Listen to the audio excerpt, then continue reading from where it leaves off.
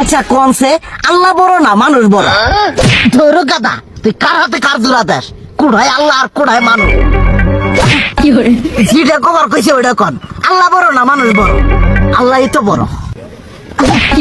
আল্লাহ বড়, তাহলে আল্লাহর কথা না হইলে মানুষের কথা শুনেন কে? কি কইতাছস? কি আর আল্লাহর কথা মানে না মানুষের কথা মানে? হ্যাঁ, কি আর মানুষের কথা শুনেন তাই না? আমনে যে ওই দিনকে ডায়াবেটিসের রোগ নিয়ে যে হাসপাতালে গেলেন, ডাক্তার আপনার কত কিছু খাবার না করলো, সব কিছু না খাই এখন চলতেছেন। তাহলে আল্লাহ যে আপনারে কইছে যে হারাম খাবার না, সুদ খাবার না, কই আপনি তো কাম কাজ বাদ দিয়ে এলাকার আমাদের টাকা পয়সা না গায়ে খালি ওইলে দিয়েই খান, নিজেরা টেও হালাল ভাবে কামাই করেন না, ওই সুদ তো না করে টাকা করে লাভ আহে ওইলে দিয়ে দিয়ে চলেন আর পেটা বড় বানাইছেন।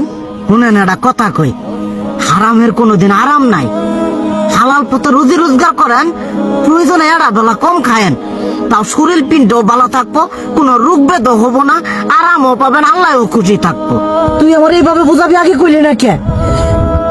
আসলে এই বিষয়টা তো আমি কখনো মাথায় এইভাবে নিইনি যে আমাদের কখনো ডাক্তার নিষেধ করলে ঠিকই আমরা নিষেধ মানি, কিন্তু উপর আল্লাহ যে কত কিছু নিষেধ করে দিয়ে সেটা মানি না।